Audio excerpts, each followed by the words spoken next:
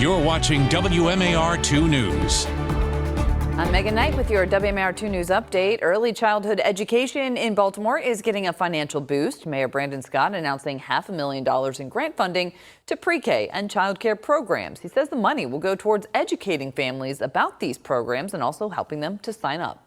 Here in Baltimore, every year between 800 and 1,000 young people enter kindergarten with no prior educational experience, which makes it harder for them to keep up in school before they even have a chance to start.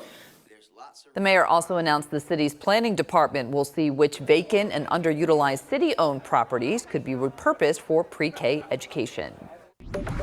An ice rink in Patterson Park is slated to close permanently after this winter. City Rec and Park says there are structural issues with the Mimi DiPietro Family Skating Center, also known as the Bubble. They're working on repairs now to get it open for just this season before they close it for good.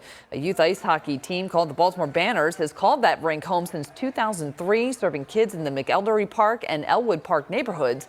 They're hoping someone will come through with funding to build a new rink. Our hope is that we can treat it as this iteration of the Bubble is done. It'll be torn down. You might miss a season or two, but it's for the greater good of a long-term construction of a new rink, ideally a year-round rink.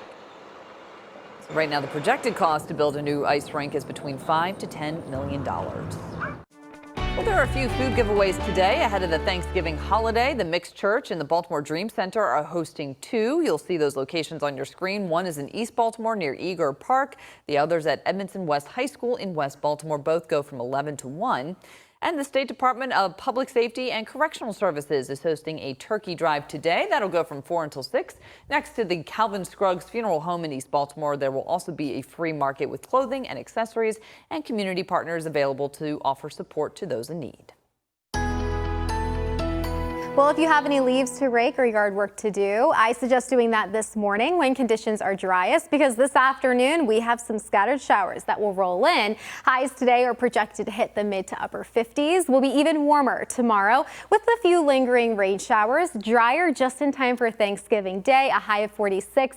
It's going to feel about 10 degrees colder than that because we have this cold air mass that's going to seep in from Canada. We're talking about blustery winds, very gusty winds expected, not just on Thursday, but also on Friday. Friday is actually when they're going to be at their peak, with gusts ranging about 40 miles per hour as we finish off the holiday week. 36 degrees, that's where temperatures will be as we start off your Thanksgiving Day. And then for Black Friday during the morning, we will be falling and ranging below freezing. It gets even colder on your Saturday, waking up with a number of 27 degrees. But Friday is the day where it's going to feel the coldest when you factor in those winds. So feeling more like the teens right around Frederick and Carroll County, even out towards Howard County in the morning, and the lower 20s right around the Baltimore Metro. But we should be feeling like the 30s on Thursday and Friday. Overall, just these 2 days, make sure you are bundled up. But then Saturday, starting off dry and dealing with those winds lightening up. And then into your Sunday, another dose of rain is expected before we dry things out early next week. Megan?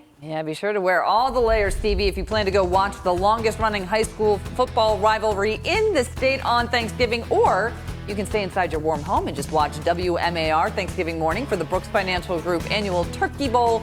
It is Calvert Hall versus Loyola meeting for the 105th time. Coverage starts 9 o'clock Thanksgiving morning with Turkey Bowl game day presented by the Catholic Review. Randall Newsom, Jack Watson, they will be your hosts for all the behind-the-scenes action before we kick off Turkey Bowl. Don't miss that. And you will find the latest on the top stories of the day by going to WMAR2news.com. And for your news and weather while you're on the go, be sure to download our app. Thanks for watching. I'm Megan Knight.